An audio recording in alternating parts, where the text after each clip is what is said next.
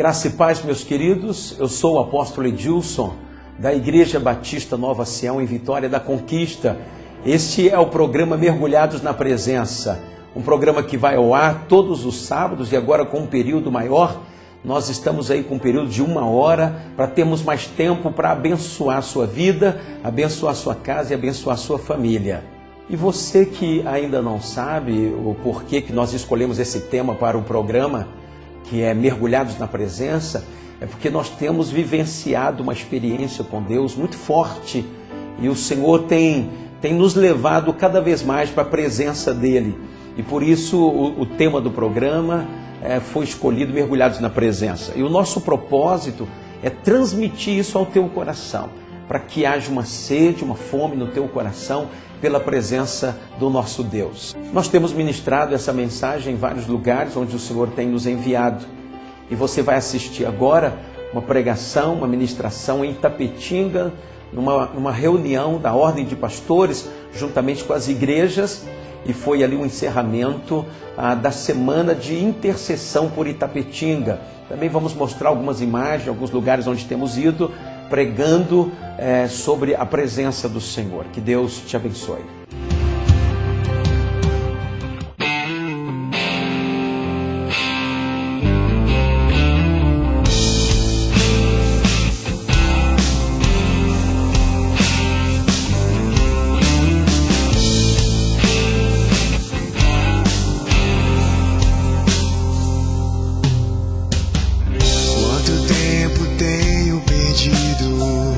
Fazendo a minha vontade e não a vontade do Senhor.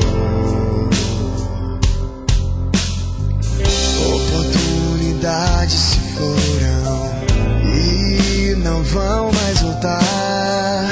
Eu preciso conhecê-lo mais. Mas agora é tempo de buscar tua face e se entregar por inteiro a Jesus, e sem demora mergulhar em tua presença, meu Senhor. Eu não quero só nadar, eu anseio ir mais fundo, mergulhando na presença de Deus.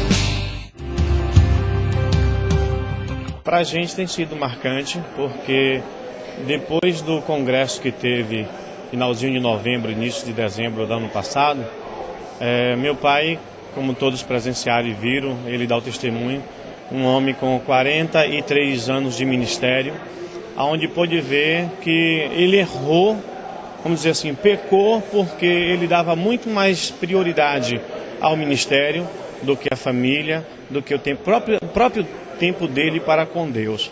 Então ele reuniu a família, pediu perdão à família por isso, pediu perdão a Deus por isso.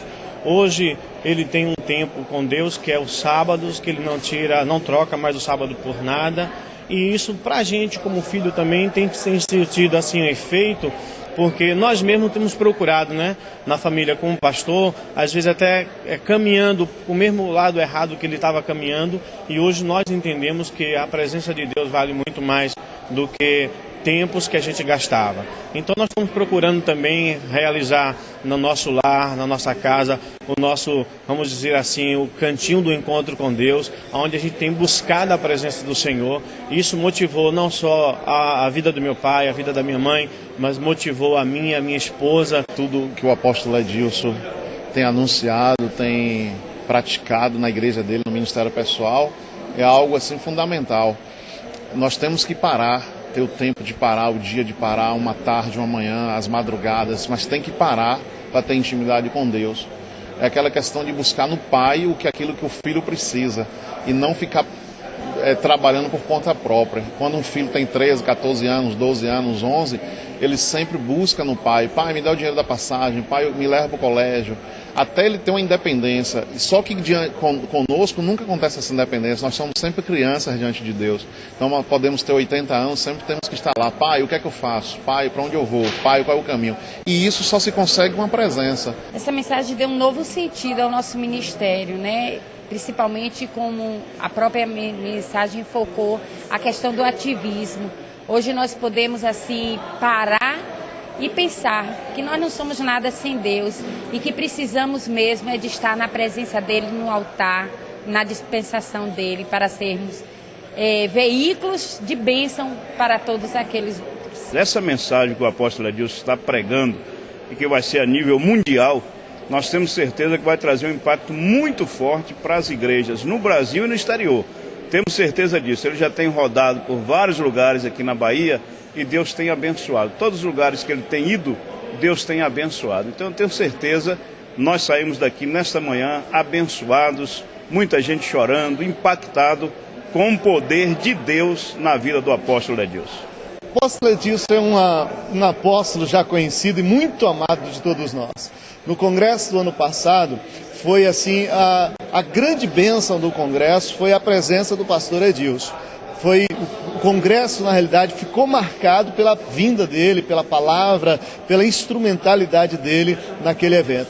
E nós, retornando os trabalhos nesse ano, já havíamos pensado em trazer o pastor Edilson e, graças a Deus, aconteceu dele vir agora e Deus derramou essa unção, essa presença dele nesse lugar.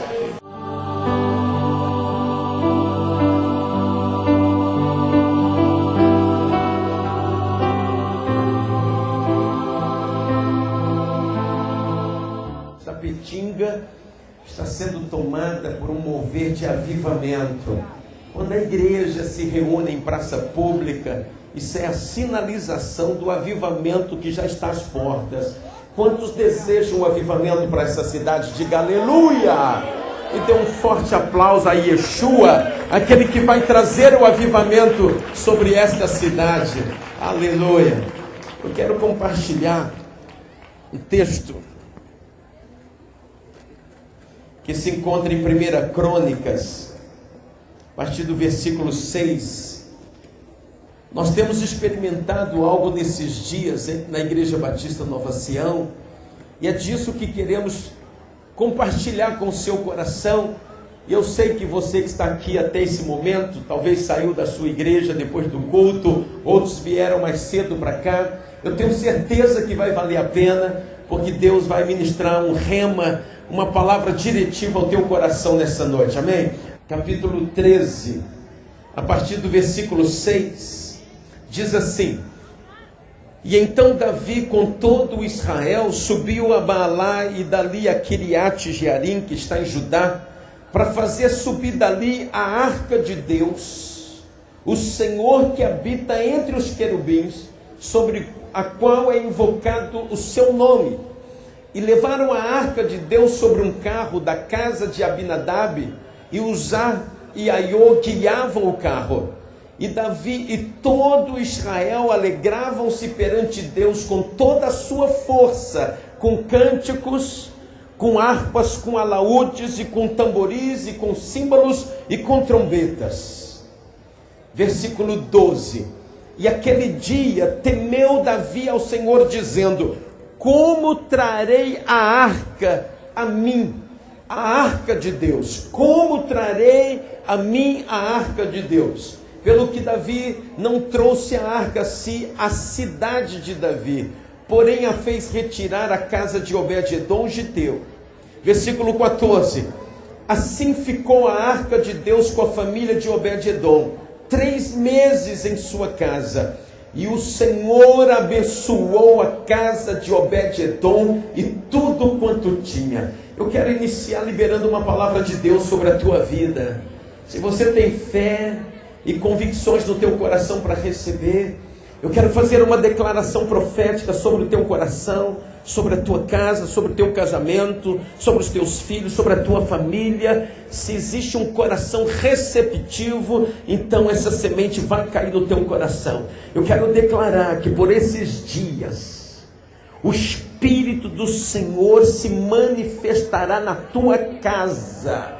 E o Senhor colocará em ordem todas as coisas na tua vida, para que haja uma grande colheita e uma grande prosperidade. Se você recebe, diga aleluia!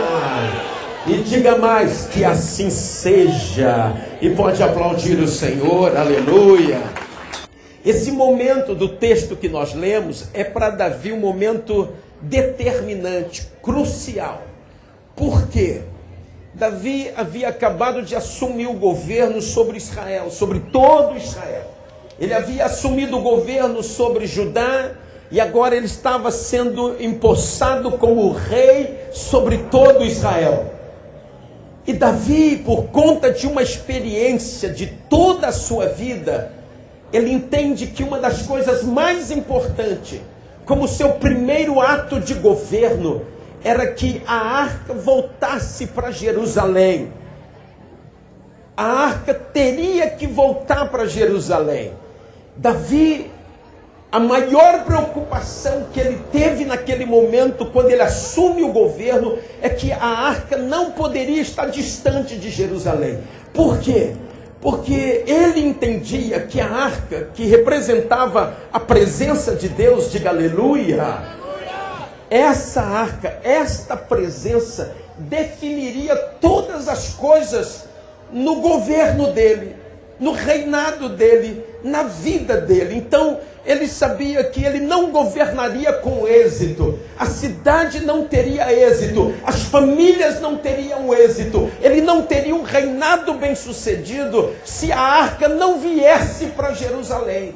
Sabe o que Deus está fazendo em Itapetinga, queridos? Nós como igreja do Senhor, você como igreja em Itapetinga, você precisa discernir o que Deus está fazendo, para que você mergulhe no mover do Espírito de Deus para esse tempo. O que Deus está fazendo em Itapetinga é preparando o cenário. Eu vou mais longe e vou fluir no profético. Deus está construindo, pastores, Deus está construindo como que uma tenda para receber a arca de Deus simbolicamente, porque essa tenda é uma preparação do coração do povo de Deus, para que a presença se manifeste tão poderosa como nunca antes. Porque eu não sei se você sabe, existe uma lista de mais de 1000 cidades. Até quando eu soube, há 2 meses atrás, essa lista estava em 200 cidades. Mas nós tivemos pessoas de Vancouver, no Canadá, para um congresso de transformação em Vitória da Conquista, e eles me deram um relatório que a lista subiu de 200 para mais de 1000 cidades ao redor do mundo, que prepararam ou tiveram uma preparação para receberem a arca de Deus. Uma tenda foi preparada, a tenda de Davi foi preparada, e esta arca e esta presença se manifestou nestas mais de 1000 cidades. Sabe qual foi o resultado, queridos? Hoje, nestas mais de 1000 cidades, como Cali na Colômbia, Homolonga na Guatemala, as ilhas Fijis na Ásia, cidades na África, cidades nos Estados Unidos, experimentaram o que eu profetizo que Itapetinga vai experimentar: uma visitação sem precedente para um grande avivamento e uma grande colheita. Diga aleluia! Amados, o resultado desta visitação, queridos, gerou um avivamento, um nível de confissão, de quebrantamento, de sede, fome pela presença do Todo-Poderoso, tão acentuada que não se fala mais entre os crentes nesta cidade de coisas materiais. Os valores foram revertidos, a paixão pelo mover do Espírito de Deus se tornou tão acentuada no coração desses crentes, que eles se tornaram crentes cheios da vida do Todo-Poderoso. Diga aleluia! E o resultado disso, pastores, sabe qual foi o resultado disso? O perfume de Cristo, A luz de Jesus começou a brilhar tão intensamente na vida desses crentes, de cidades como Cali, uma das cidades mais violentas do planeta, mais perigosa, mais ameaçadora, se tornou um dos melhores lugares para se habitar. A vida de Deus na vida dos crentes, isso é motivo para a gente celebrar. A vida de Deus na vida dos crentes se tornou tão intensa, tão gloriosa, que os crentes, por onde passam, porque é algo atual, onde passam, eles contagiam com o perfume de Cristo a vida das pessoas dentro da sua casa, a vida das pessoas no seu trabalho, na faculdade, na rua, na vizinhança, gerando, sabe o quê? Milhares e milhares de pessoas tendo fome e